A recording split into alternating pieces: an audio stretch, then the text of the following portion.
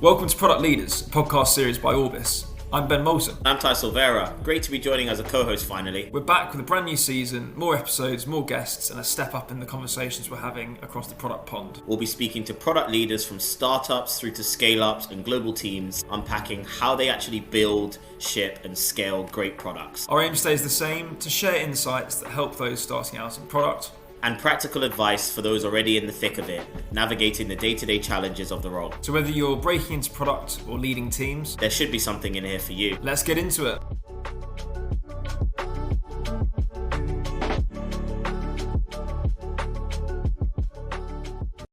In this episode of the Product Leaders podcast, I'm joined by Nicole Bianchi, SVP of Product at Chip.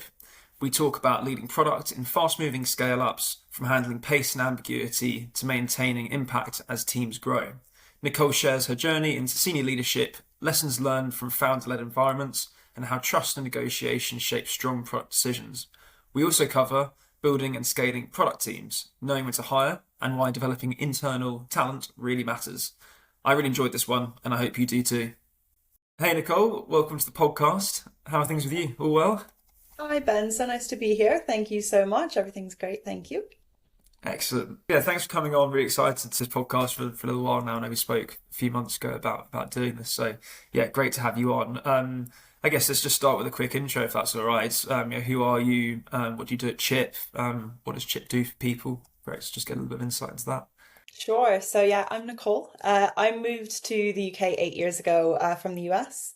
I'm currently the SVP of Product at Chip, which is a wealth app, and we have the vision to be the most personal digital wealth manager in the UK. Our main goal is to tackle the advice gap and help our customers grow their wealth with a variety of savings, investments, and soon to be hopefully retirement products. Nice. Sounds great. Hopefully there's a few listeners out there who used Chip before. no similar apps. So. Nice, cool. You've also spent a lot of time in scale-ups. This is a product leaders podcast, so always interested to get kind of people's takes on different stages of growth. I guess what is it about that stage of a business that feels like the right place for you? I would caveat this by saying I haven't really tried elsewhere yet, so it feels like the right place for me, and I can't imagine not being in this environment. But I didn't kind of try everything and decide this was the right space. I kind of just felt really comfortable here from the beginning.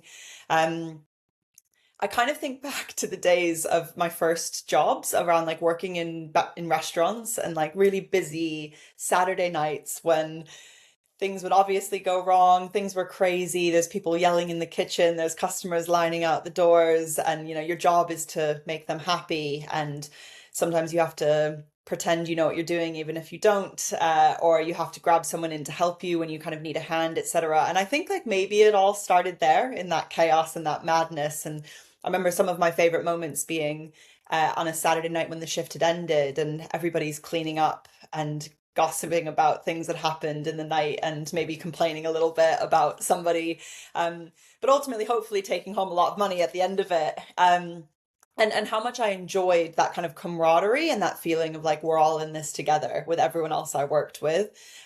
So I think I've always been comfortable in chaos, always been comfortable when there's a little bit of unknown of what's coming ahead, and definitely a lot of adrenaline, which I think can be quite fun.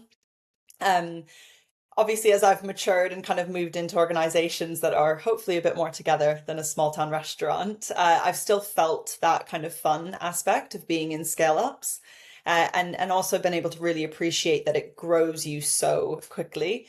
To thrive in that environment, but also even sometimes to survive in that environment, you kind of have to trust yourself to take on more responsibilities, to get things done, even if there's not an example of where it's been done well already in front of you, and to be willing to kind of ask for help without that making it seem that you don't know what you're doing, because you're probably asking for help from someone who also doesn't know what they're doing, and you guys can kind of try and figure it out together. So I think all of that kind of means I never go a week at work and end that week thinking, oh, my job's so boring, or oh, I really don't want to do that again next week. There's ups and downs and there's highs and lows, but ultimately I'm always having a little bit of fun. Yeah, nice. I like that. I like the comparison to the initial jobs doing like restaurants and stuff. Yeah, nice. I think a couple of things come to mind straight away. The the classic sort of startup scale up environment. You don't think you said the word specifically, but like speed or pace and like ambiguity. I mean, it was pretty much exactly what you touched on. I guess when you've worked in these scale up environments, there's obviously pace, which is great, and you want to get stuff done quickly, but then also you've got to consider that ambiguity. How do you decide when to act on things versus wait? How do you kind of get that right, that balance? I don't know if I've gotten it right, but and I think people have different opinions on that, definitely. But I think that that's where you use the people around you as a sounding board. I've spoken before on a panel about how one of the biggest mistakes I ever made was not bringing people in early enough with something because I wanted to try and impress them and like kind of bring something from start to finish by myself. And then it got to the end and everybody was like, whoa, whoa, whoa, like we could have helped, but also we could have guided this in a different direction. And so I think if you are in a little bit of a space of ambiguity and you want to move quickly, you get the right people in the room, you talk about what you do know, you say, what's your opinion or what's your experience on this type of thing? And all of a sudden, a lot of that ambiguity can clear up quite quickly. Or somebody goes, we clearly don't have the expertise or the knowledge in the room. Do we need to go and get that somewhere? Or are we happy to kind of take a little bit of a bet?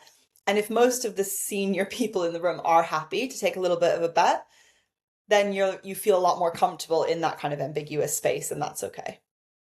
Yeah, nice. I think that makes sense. Good balance between the two, because then you can still iterate quickly, can't you? Get a bit of confidence And even to if do you're it. in a space where you're a little bit unsure, you know the steps you need to take regardless. And so I think, you can fall back on, okay, a time I did this where I was really confident. Here's all the steps I took to kind of get this done. And if you just start to kind of work through that, you might be a little bit uncomfortable to start, but all of a sudden those wheels start moving and you start kind of making progress quite quickly. I think the scariest bit is that starting point, and that's where the pace side of things comes into play, Yeah. because you can't kind of sit around and wait for a week, 2 weeks, 3 weeks, 4 weeks as you kind of get yourself more comfortable. You have to throw yourself in. And I definitely think the best way of doing that is, getting some people in a room together. And it doesn't need to be a meeting that you schedule in kind of 4 months' time. You can grab someone in the office. You can kind of just find a way to kick things off. And then all of a sudden, things are moving. Yeah, nice. Yeah, I definitely agree. So something else you touched upon as well, initially was just what again, you didn't specifically say the word, but like, impact that you can have when you're in a small environment, what you bring to the table. We're talking about scale ups and growth of a business. How do you protect the impact that you can have as a company scales? Because obviously, when you first come in, you got like this great breadth. You can have impact across everywhere, but as it gets bigger, you have to naturally silo off. I guess we might touch upon this a little bit more when we talk about your kind of career trajectory. But yeah, how do you protect that impact as it scales? It's a great question, and I think one that for people who were around when the business was smaller and who have stayed throughout those years, we all find it quite difficult. We don't want to let go. We want to stay close. And also we've built relationships with those people who have kind of stuck around that nobody else knows about. So a new person who's joined the business doesn't necessarily know that, you have experience doing this, or this was something that used to be your remit, etc. You have to be patient with that fact, whereas someone who has kind of been around for a while knows and understands that. I think the best way to kind of protect your impact is keep building relationships. If you only rely on the relationships above you or the relationships that you've fostered since kind of the day you joined, and you don't build new relationships with the new people, why should they treat you in that kind of way where you're allowed to be more impactful than somebody in their direct team or in their kind of direct line? So making sure you're kind of building those relationships is great. And then the other thing that I've definitely had to get comfortable with is doing that through my team. So I'm no longer able to build relationships with every single kind of person in every single department. That would make my job impossible and I wouldn't have time to do things I should be doing. But if I expect my team to do the same, then they're kind of an arm of me. And if I know that someone I manage on one of my kind of business lines has a really great relationship with marketing, CRM, etc., then I don't need to build that relationship because I trust that it's kind of going to go well, I guess. So I think that's the other way to kind of stay impactful, is making sure that your team is kind of fostering the same ethos that you think is so important. Nice, really like that. Kind of almost like impact, but through different people, through your teams, and kind of empowering those people to do that. Yeah, I really like that. Just to ask about, like, I think we just talked off air a little bit about how some companies are run in different ways. You mentioned you've mostly worked in founder-led environments. I guess just for the listener, when we say founder-led, we're talking about the founder being very close to the product still, driving vision, shaping strategy, shaping decisions. I guess these environments, they can be energizing, they can be chaotic, sometimes both at the same time. I guess to start, it's definitely led me to respect so much someone being a founder or an entrepreneur. And not necessarily just someone having great ideas, but actually seeing it through in a business for multiple years as it grows and expands from just an idea to like a fully functional kind of thing. That is not the life for me. Genuinely, like, I have so much respect for it. And these products, these businesses, it's their family, their children, like, and yet they have to make the most brutal decisions. There's so much pressure on them all the time. So I think as my empathy towards the position they're in has grown, it's really helped me figure out a better way to operate, a more respectful way to operate in that space. So rather than kind of complaining about the chaos, complaining about the sometimes brutal decisions that are made, you can kind of have a little bit more empathy there. But in terms of kind of how to operate and to succeed, I guess starting with an answer that's more general, you have to push yourself more than you think. And I would encourage that to anyone in any role, not just specific to product, but in the scale-up space, we often have to take risks on talent. We don't necessarily have the best of the best knocking down the door to work at our organization because we haven't earned the gravitas to say this organization is a great product place to work or even a great business to work at. Or maybe we don't have the budget to compete with other people out there, etc. So if someone is identified as a superstar, it's such a cringe word, but it's really kind of accurate. That person will be given opportunities, responsibility, the ability to grow beyond their role and their remit if they want to push themselves. But we don't necessarily always have the boilerplate kind of progression. If you follow these exact steps, you'll kind of get promoted and you'll move into this new role. That person has to kind of figure it out themselves. That's probably more specific to scale-ups and not just founder-led, but I do think in a founder-led environment, they have a really good eye, the founder themselves, for people who will impact their business really positively. So if they identify you as a superstar, take that on yourself and say, okay, now I have to reach this bar, but like, you want to reach that bar, you want to perform at that level. I guess kind of moving specifically into product management, which is more what we're here to talk about. I think the operating model that kind of has worked well for me in my experience is to make sure your team is prepared for constant negotiation. And that shouldn't be a negative thing. You shouldn't feel like you're always having to argue for every little thing that you want. That's how you're influencing the rest of the business. You need to be comfortable speaking with the founder. You need to be comfortable understanding their ideas and their perspective. The business exists because they had a great idea most of the time, and that they were able to kind of bring that to life. So you need to respect that if they have a thought or something in their gut or something that they think they want to do, there's probably something behind it. Even if what you end up doing isn't anywhere close to that, it might have inspired an idea that kind of gets you there. So if you have that ability to constantly negotiate, you can understand what their thoughts are.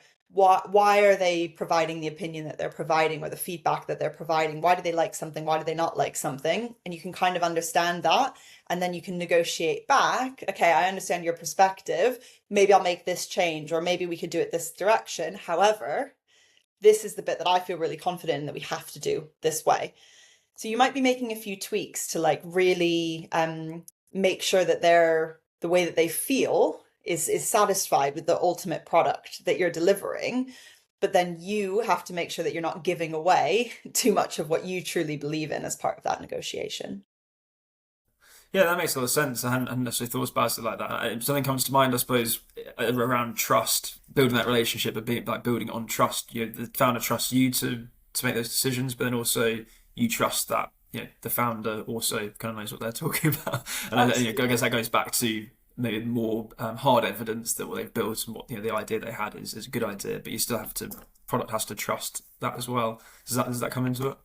For sure. I think, even going back to the comment about kind of how a superstar might be identified, if you can figure out why your founder or someone in your leadership team trusts you, or why they think you're excellent or where they think you excel, keep pushing to take more and more authority and accountability in that space, because you'll build up a lot of trust there. And then in the bit that maybe isn't your sweet spot or isn't the area that you're perfect in or the area that you really excel in, that's where then you can make those negotiations, because they'll probably trust. So I think in my experience, I was described as like maybe more operationally excellent, but when it comes to kind of super creative UX thinking, it's not necessarily the spot where like I shine. So it's going to be much harder for him to believe me if I truly am like, I think this is the best possible, design for the user experience with this flow and that flow, etc. But my founder will 100% trust me if I say this is the best way for us to execute this kind of roadmap to get where we need to get. And so the room for negotiation, I'm more than happy to negotiate on the bit that I'm not necessarily an expert at, but I'll push a lot harder to not negotiate on the bit where I should be the expert and, he expects me to be the expert. And that's okay. And that balance is okay to kind of accept, I think. Yeah, nice. Yeah, I really like that.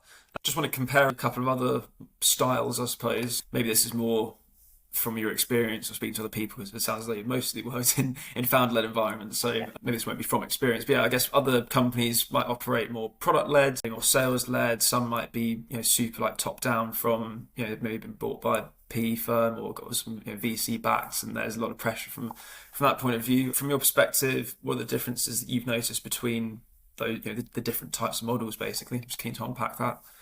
Yeah, I think it's always very kind of entertaining when you go to some panels or you listen to kind of people talk about their experience, and you realize that, product management is so different everywhere. I remember, reading Empowered, Marty Kagan's Empowered, and I felt really excited after that about the world of product management. But when I actually started thinking about how am I going to apply this to kind of my day to day, I'm like, oh, the battle is going to be a lot harder here because, to be honest, like you're not always that empowered in these kinds of scale up environments. But if we start with kind of the biggest positive difference, I think, of working in a founder-led environment, it's how much engagement you can get from your founder. In my experience, founders were also CEOs or CTOs or kind of someone who sat in the leadership team in that regards. But their doors were literally always wide open to anyone in the business. And by that, we always had open floor plan offices, but like they would be more than happy to just sit and chat with anybody in the business. They want to know the detail. They want to be in the loop of what's going on. Eventually, as the business continues to grow, that isn't always achievable and sometimes a little bit annoying. But I think it's a much preferable way of working because that they care so much about the outcome of the product and the business. I would say, like, in an investor or board-driven model or a sales-led model, there's potentially less space for like honest, open conversations. The storytelling about the user might get a little bit less attention or a little bit less care because the debates are probably more centered around a spreadsheet or a perfectly drafted PowerPoint presentation. So I definitely think that ability to kind of have open, honest conversations, debate things over a table together with a lot of respect is one of the things that I really, really appreciate about being in a kind of founder-led space. I'm also really lucky in my current role to have a brilliant CPO who is the voice of the product in the executive committee. So even though we're founder-led, we skew more towards being product-led than some organizations that are founder-led might have to skew a different direction because the founder might still represent the CPO role in those cases. I was going to ask about that as well. Just touch upon that. You can have the best of both worlds. From my conversations I've had with founders and CPOs and product leaders, if that founder is a product person at heart, then the business is going to be product led as well as founder led. So that's ideal. I think that the model that I from conversations I've had is when the founder is much more kind of sales led, and it's going to cross over between those two. It makes life a lot harder from a product perspective because they don't necessarily get that product led way of working, and sometimes that can work, right? When you've got a great product that's pissing the market really well and you've got loads of customers that love it, you you can just churn out features that customers want, and you can make loads of money doing that. But yeah, I guess particularly at the earliest stage, you've got to make sure that you've got that product market fit, you've got a compelling product in the market, and ultimately you need that founder, I suppose, to be on board, or at least to listen to product leadership as well. Absolutely. And ultimately, I want to continue for the rest of my career working in organizations where I believe in the product and I believe in the problem that that product is solving. And there are a lot of amazing products out there that wouldn't necessarily give me that feeling. We kind of laugh about B2B SaaS is like so necessary, but I don't know how I could ever be incredibly passionate about kind of working on one of those products. And hopefully if I ever want a job with one of them one day, they don't listen to this podcast. But like, I just don't think it would evoke that kind of same feeling as what we're doing at Chip, for example. I truly believe that we're trying to help people who are trying to figure out how to save, how to grow for their future, be prepared for retirement, be comfortable kind of as they progress in their lives. And I think even using the example of Mr. and Mrs. Smith, which I understand maybe is a little bit less obviously what the product that they have to offer, but like the ethos underneath Mr. and Mrs. Smith was it was started with coffee table books where they drove around the UK and reviewed hotels to show people the places that aren't the big chains, the places that maybe find it harder to do their marketing and get all over the internet and get celebrities to talk about it, etc. How do we celebrate that you can drive down into the middle of nowhere in York and find this amazing bed and breakfast that's going to offer you a great experience, and now it's available for kind of the world to see? That feels that, at the time it felt quite satisfying to be able to kind of showcase that. And it definitely makes the job a lot more enjoyable to be able to kind of care about your product that much. Absolutely, I can completely agree. I wanted to touch upon kind of your own growth as well. At Chip, you've gone from product owner to SVP, please correct me if I'm wrong, over a relatively short period of time. And I think you've been at Chip for 4 or 5 years now. Because when you look back, what were the real just like step change moments in your career, in your tenure, I suppose, at Chip that helped you do that?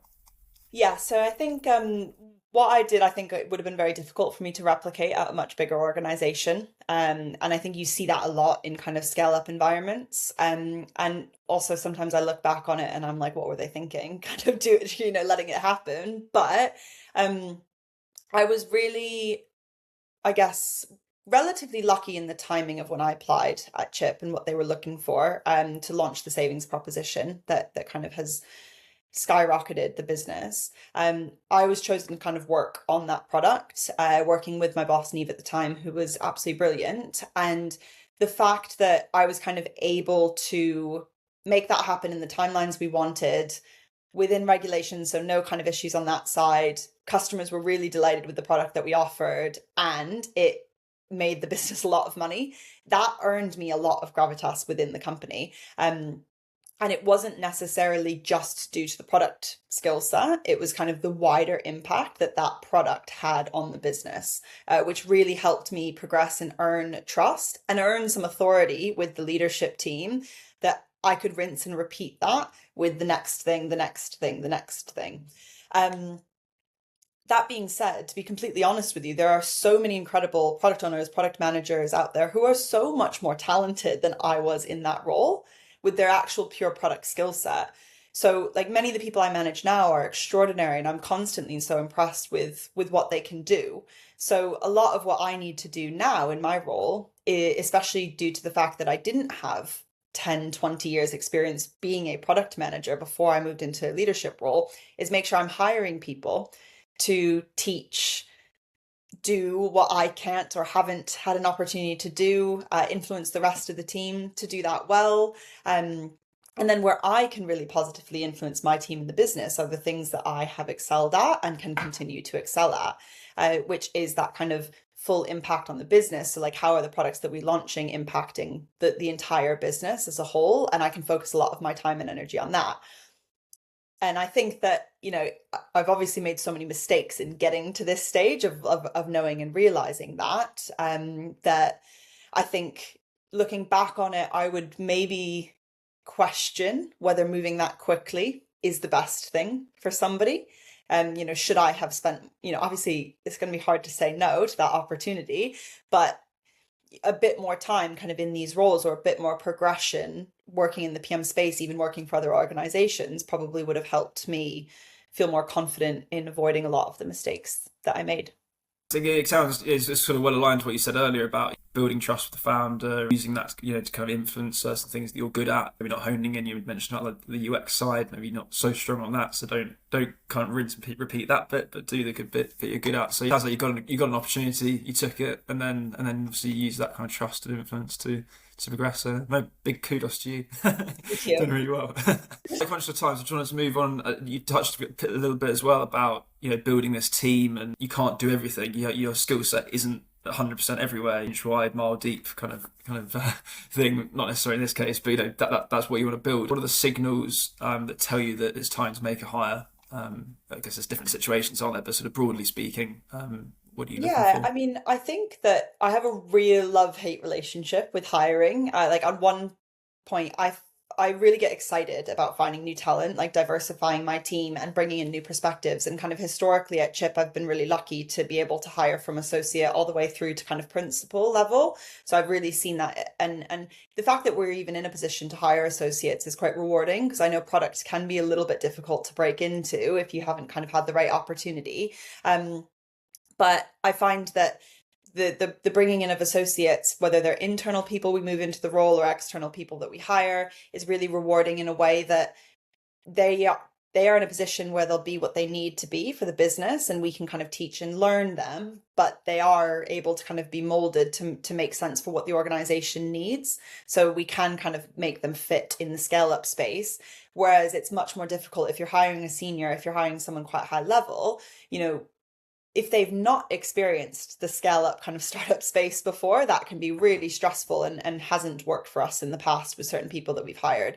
So for me, I think a lot of the kind of key things that tell me it's time to make an addition to the team, if we take away, obviously, if a new business line is launched or a new kind of arm of the product is being launched, it's a no-brainer that someone has to fill that role. But actually, when we think about what are they spending most of their time doing, if I've got a senior PM who is spending 75% of their time on delivery, on the ground, with a squad on a massive kind of project, I actually don't think that's the best use of a kind of senior product manager's experience and mindset. So that's when I want to give them the support of a PM or an associate to be able to kind of help drive that side of things. They can kind of mentor and grow that person, but then they can put themselves back in the space of discovery and back in the space of looking at the kind of future. So like, though, that's one signal to me that is the person doing what they're most valuable at in their kind of day to day. And then I think the other signal for me has definitely been if we need to bring some new experience in from, we are moving into the wealth management space very quickly at Chip. Our bread and butter has been execution only savings and investments. We're figuring out how to kind of grow that. Having someone in the product space who has worked in that environment before is absolutely invaluable, because otherwise we have to go and figure everything out from scratch ourselves. It doesn't mean we skip the discovery and talking to customers and really getting to know our customers around that topic, but they will have a good idea of where to start, where to go, and what that data means.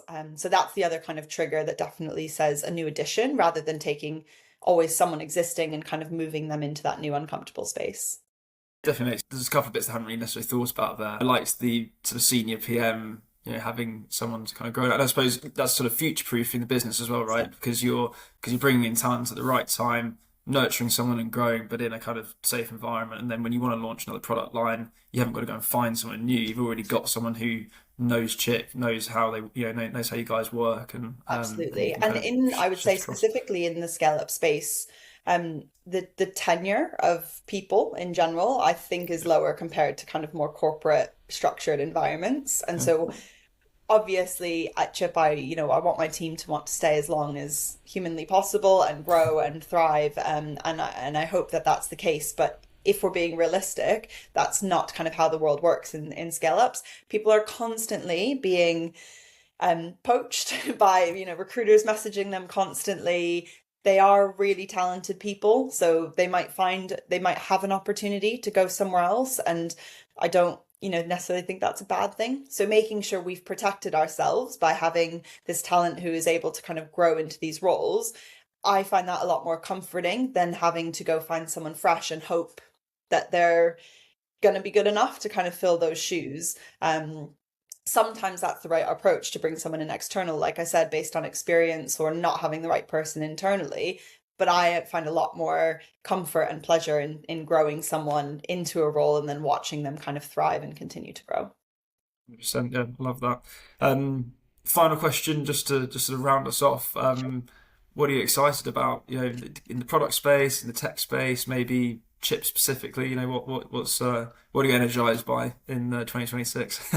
I think it is Chip specific at the moment, because I really think that tackling the advice gap is genuinely so exciting. Getting exposure to the size of the problem over the past year or so, and how bad it is, especially in the UK, has been really eye-opening for me, and has really made me realize that we have an opportunity to help people so much with what we want to do.